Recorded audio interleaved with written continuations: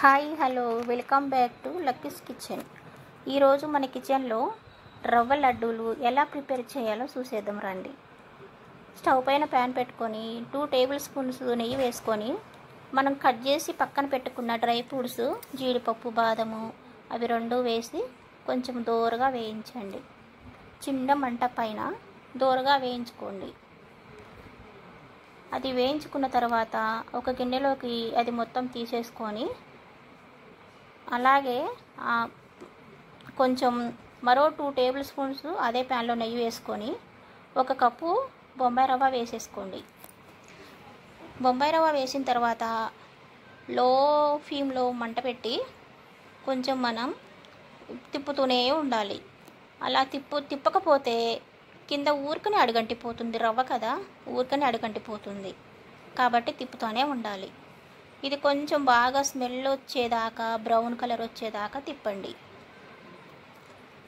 ఇది కొంచెం వేగిన తర్వాత పక్కన మనం బెల్లం తీసుకుందాం. కప్పు రవ్వకి 3/4 కప్పు బెల్లం వేసుకోండి. కొంచెం 1 టీ గ్లాస్ తోటి కొన్ని వాటర్ పోసుకోండి. ఇది కొంచెం కరగనివ్వండి అంతే, కానీ పాకం రావాల్సిన అవసరం లేదండి.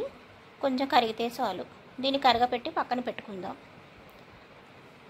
ఇది పక్కన పెట్టేసుకున్న తర్వాత మనము ఆ రవ్వలోనే మనం తురిమి పక్కన పెట్టుకున్న 3/4 కప్పు కొబ్బరి పొడి, పచ్చి కొబ్బరి పొడి వేసుకోండి. అది కూడా దానిలోనే బాగా కలిసి వేగేలాగా బాగా కలపండి. అది కలిపిన తర్వాత మళ్ళీ మనం 1 టేబుల్ స్పూన్స్ యాలకుల పొడి వేసుకోండి. ఎలచ్చి పొడి అంటారు కదా, యాలకులు అంటారు, ఎలచ్చి అంటారండి. అది కూడా ఒక స్పూన్ వేసుకుంటే మంచి స్మెల్ వచ్చి చాలా బాగుంటుంది. అది కూడా బాగా బాగా కలిపిన తర్వాత దాన్ని ఒక గిన్నెలోకి తీసేసుకోండి.